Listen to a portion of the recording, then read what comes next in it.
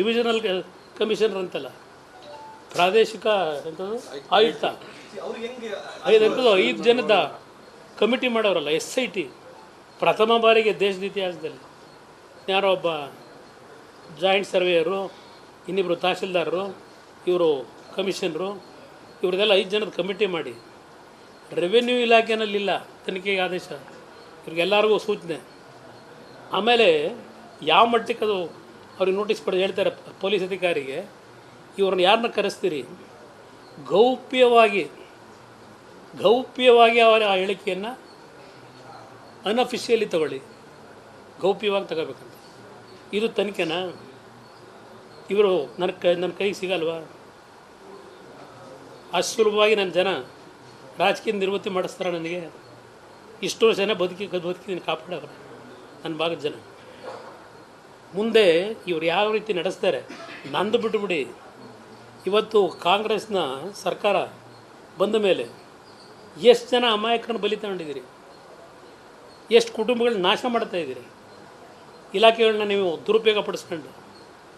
ನಾವೇನು ಇಂಥ ಕೆಲಸ ಮಾಡಲಿಲ್ಲ ಎಂದು ಸಹ. BJP ಅವ್ರು ಬಂದರು ಕೆಲಸ ಮಾಡೋದು, ಕಾಂಗ್ರೆಸ್ನವ್ರು ಬಂದರು ಕೆಲಸ ಮಾಡಿದ್ವಿ. ಅದೇ ನಾವು ಮಾಡಿದ ತಪ್ಪು. ಆ ದ್ವೇಷದ ರಾಜಕಾರಣ ಮಾಡಬೇಕಾಗಿತ್ತು. ಟಾರ್ಗೆಟ್ ಕುಮಾರಸ್ವಾಮಿ ಒಬ್ಬನಿಗೆ ಅವ್ರಿಗೆ ಭಯ.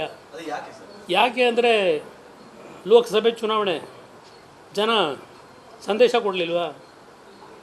ಇವ್ರು 25 ಸೀಟ್ ಗೆಲ್ತೀವಿ, 26 ಸೀಟ್ ಗೆಲ್ತೀವಿ ಅಂತಿದ್ರು. ಅವತ್ತು ಮೈತ್ರಿ ಸರ್ಕಾರ ಮಾಡಿದ್ರಿಂದ ಜನ ತೀರ್ಮಾನ ಕೊಟ್ಟರಲ್ಲ, ಅಲ್ಲಿಂದಲೇ ಶುರುವಾಯಿತು. ಸಿದ್ದರಾಮಯ್ಯವ್ರ ಕೇಳಿ ಹೇಳ್ತಾರೆ ಯಾರ ಮನೆ ರೈಡ್ ಮಾಡಿಸಿದ್ರು ಅಂತ. ಅದೇ ಇದೇ ಎಲ್ಲ ಇವೆಂಥವು CD PD ಏನೋ ನಾವೆಲ್ಲ ಪೆನ್ ಡ್ರೈವ್ ಯಾರ ಮನೇಲಿದೆ ಅದನ್ನು ಸೀಸ್ ಮಾಡಬೇಕು ಅಂತ ಹೇಳಿ ಕಳಿಸಿದ್ರಲ್ಲ, ಅವ್ರನ್ನ ಕೇಳಿ. ನಾನು ಕೇಳಿದ್ರೆ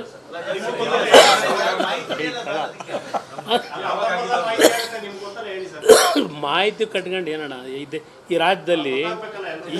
ಈಗಾಗಲೇ ವಿಧಾನಸಭೆಯ ಕಲಾಪದಲ್ಲೇ ಒಬ್ಬ ಜವಾಬ್ದಾರಿಯುತವಾದಂಥ ಮಂತ್ರಿ ಏನೇನು ಹೇಳಿಕೆ ಕೊಟ್ಟರು,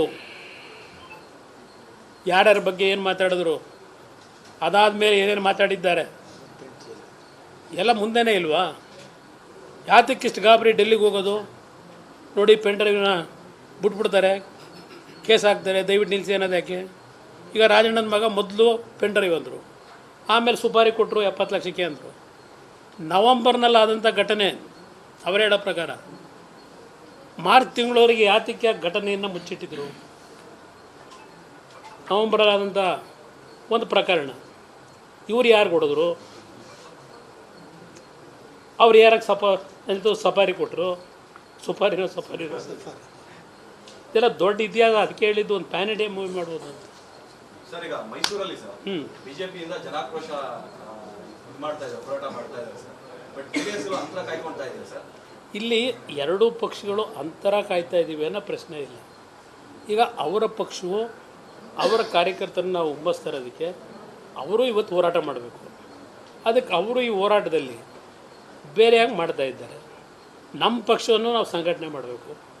ನಾವು ಸಹ ಬೇರೆ ರೀತಿಯಲ್ಲೇ ಈ ರಾಜ್ಯದ ಹಲವಾರು ಅತಿಕ್ರಮಣ ಅಕ್ರಮಗಳೇನಾಗಿದೆ ನಮ್ಮ ಪಕ್ಷವು ಪ್ರಾರಂಭ ಮಾಡ್ತೀವಿ. ಹಾಗಂತ ಯಾರೂ ಅನುಮಾನ ಪಡೋದು ಬೇಡ. ಮೈತ್ರಿಗೆ ಧಕ್ಕೆ ಇಲ್ಲ. ನಮ್ಮ ಪಕ್ಷಗಳನ್ನು ಬೆಳೆಸಬೇಕಲ್ಲ. ಅದಕ್ಕೆ ಇವತ್ತು ಈ ರೀತಿಯ ಒಂದು ಪ್ರತಿಭಟನಾ ರ್ಯಾಲಿಗಳು ನಡೀತದೆ. ಬಿಜೆಪಿ ನಾಯಕರು ಹೇಳ್ತಿದ್ದಾರೆ ಸರ್, ಮೊನ್ನೆ ಅಶೋಕ್ ಅವರು ಹೇಳಿದ್ರು, ಸದಾನಂದ ಗೌಡರು ಹೇಳ್ತಾರೆ ಸರ್, ಶೀಘ್ರ ಸಮನ್ವಯತೆ ಬೇಕು ಅಂತ ಹೇಳಿದ್ದಾರೆ ಸರ್. ಸಮನ್ವಯತೆ ಬೇಕು, ನಾನಿಲ್ಲ ಅಂತ ಹೇಳಲ್ಲ. ಅದ್ರ ಬಗ್ಗೆ ಚರ್ಚೆ ಮಾಡ್ತೀವಿ. ಏಕೆಂದರೆ ಇನ್ನೂ ಹೊಸ ಅಧ್ಯಕ್ಷರು ಡೆಲ್ಲಿಲೂ ಬರಬೇಕು. ಇಲ್ಲೂ ತೀರ್ಮಾನ ಏನು ಮಾಡ್ತಾರೆ ಗೊತ್ತಿಲ್ಲ ನನಗೆ. ಇದೆಲ್ಲ ಆದಮೇಲೆ ಸಮನ್ವಯದ ಕೊರತೆ ಏನಿದೆ ಸರಿಪಡಿಸಲಿಕ್ಕೆ ಪ್ರಾಮಾಣಿಕವಾಗಿ ಕೂತು ಚರ್ಚೆ ಮಾಡ್ತಾರೆ.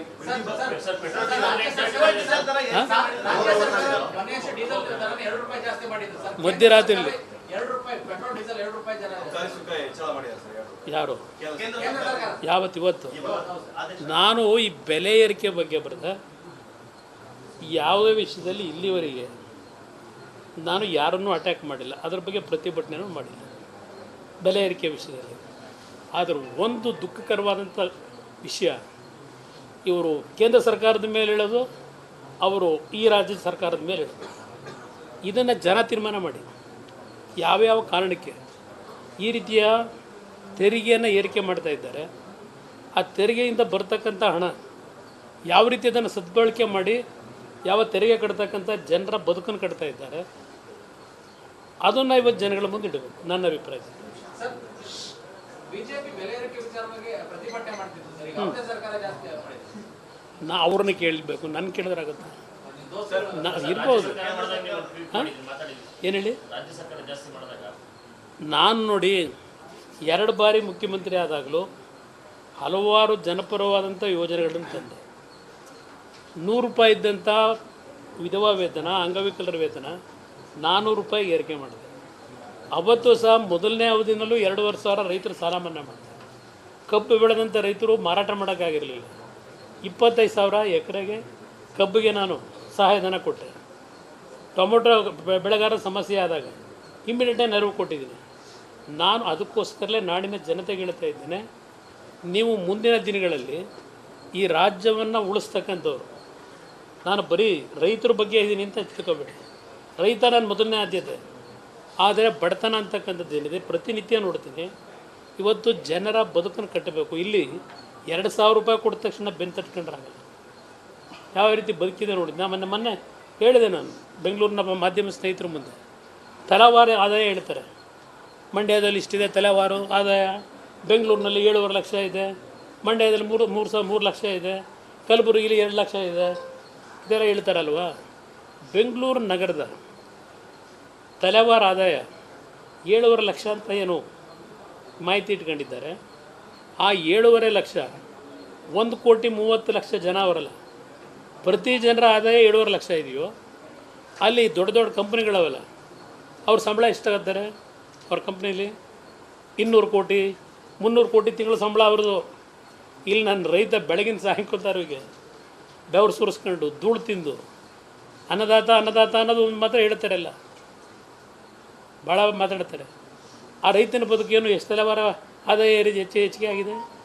ಇವತ್ತು ಆ ರೀತಿಯ ಆದಾಯ ಪಡೆಯತಕ್ಕಂಥವ್ರನ್ನ ಈ ಪಾಪ ಅಲ್ಲೆಲ್ಲೋ ಗೇಟ್ ಕೀಪರ್ಗಳಾಗಿ ಯಾವುದೋ ಪೆಟ್ರೋಲ್ ಬಂಕಲ್ಲಿ ಪೆಟ್ರೋಲ್ ಹಾಕೊಂಡು ಆ ಬೆಂಗಳೂರು ನಗರದ ಅಭಿವೃದ್ಧಿ ಅಂತೇಳಿ ಯಾವ ಕೆಂಪೇಗೌಡರು ಕಟ್ಟಿದಂಥ ಬೆಂಗಳೂರು ನಗರದ ಭೂಮಿ ಆ ಬಡ ರೈತರಿಂದ ನಾವು ಇವತ್ತು ಭೂಸ್ವಾಧೀನ ಮಾಡ್ಕೊಂಡಿದ್ದೀವಲ್ಲ, ಅವನ ಹತ್ರ ಭೂಮಿ ಕಿತ್ಕೊಂಡು ಅಲ್ಲೆಲ್ಲ ಗೇಟ್ ಕೀಪರ್ ಕೆಲಸ, ಪೆಟ್ರೋಲ್ ಒಯ್ಯೋ ಕೆಲಸ ಇದು ಕೊಟ್ಕೊಂಡಿದ್ದೀವಿ. ಒಂದು 7.5 ಲಕ್ಷ ಇದೆಯಾ ತಿಂಗಳಿಗೆ ಆದಾಯ. ಅದೆಲ್ಲೋ ಖರ್ಗೆ ಅವ್ರು ಹೇಳ್ತಿದ್ರಲ್ಲ, ಕಲಬುರಗಿಲಿ ಭಾಷಣ ಮಾಡ್ತಿದ್ರು. ಇದೇ ಡಿ ಕೆ ಶಿವಕುಮಾರ್ ಇದ್ರಲ್ಲಿ 5,000 ಕೋಟಿ ಉತ್ತರ ಕರ್ನಾಟಕಕ್ಕೆ ಕಲ್ಯಾಣ ಕರ್ನಾಟಕ ಕೊಡ್ತಾ ಇದ್ದೀವಿ ಅಂತ. ಹೋದ ವರ್ಷದ 1 ರೂಪಾಯಿ ಕೊಟ್ಟಿಲ್ಲ, ಇನ್ನು 5,000 ಕೋಟಿಲಿ. ಈಗೇನು 5,000 ಕೋಟಿ ಕೊಡ್ತೀವಿ ಅಂತ ಹೇಳ್ಬಿಟ್ರು. ಅದಕ್ಕೆ ಖರ್ಗೆ ಏನು ಹೇಳಿದ್ರು, ನೀವು 5,000 ಕೋಟಿ ಎಲ್ಲ ನಮ್ಮ ಭಾಗಕ್ಕೆ 1 ಲಕ್ಷ ಕೋಟಿ ಕೊಟ್ಟರು ಆ ಭಾಗದ ಸರಿ ಸಮಯಕ್ಕೆ ಬರಲ್ಲ. ಮತ್ತು ನೀವು ಯಾಕಪ್ಪ 50 ವರ್ಷ ರಾಜಕೀಯ ಮಾಡಿದ್ರಿ ಕಲಬುರಗಿಲಿ? ಅವ್ರ ಮಗ ಭಾಷಣ ಮಾಡ್ತಾನಲ್ಲ, ಭಾಳ ಏನೋ ದೊಡ್ಡ ಸಾಧನೆ ಮಾಡಿದ್ದೀನಿ ಅಂತ. 25 ವರ್ಷ 30 ವರ್ಷ ಮಂತ್ರಿಗಳು. ಯಾಕೆ ನಿಮ್ಮ ಜಿಲ್ಲೆ ಉದ್ಧಾರ ಆಗಿಲ್ಲ? ಕಾರಣ ಯಾರು? ಎಸ್.ಎಂ. ಕೃಷ್ಣ ಅವರು ಮುಖ್ಯಮಂತ್ರಿಗಳಿದ್ದಾಗ ಒಂದು ನಂಜುಂಡಪ್ಪ ವರದಿ ಆಧಾರದ ಮೇಲೆ ಇಷ್ಟು ದಿನದಲ್ಲಿ ಇಷ್ಟು ಖರ್ಚು ಮಾಡಬೇಕು ಹಿಂದುಳಿದ ತಾಲೂಕುಗಳಿಗೆ ಅಂತ ತೀರ್ಮಾನ ಆಯಿತು. ಈಗಾಗಲೇ 35,000 ಕೋಟಿ ಖರ್ಚಾಗಿದೆ. ಎಲ್ಲಿಗೋಗಿ ದುಡ್ಡದು? ಎಲ್ಲಿ ಡೆವಲಪ್ಮೆಂಟ್ ಮಾಡಿದ್ದೀನಿ? ಖರ್ಗೆ ಅವ್ರನ್ನೇ ಕೇಳ್ತೀನಿ ನಾನು. ಇವತ್ತು ಪಾಲು ನಿಮ್ಮದು ಅಲ್ಲಿ ತಪ್ಪಾಗಿರೋದು. ವೀರೇಂದ್ರ ಪಾಟೀಲ್ ಮುಖ್ಯಮಂತ್ರಿ, ಧರ್ಮಸಿಂಗ್ ಮುಖ್ಯಮಂತ್ರಿ, ಯಾರು ನಮ್ಮನ್ನು ಇಟ್ಕೊಂಡಿದ್ರು ಮಾಡಬೇಡಿ ಅಂತ? ಹಲವಾರು ವಿಷಯ ಚರ್ಚೆ ಮಾಡ್ಬೋದು.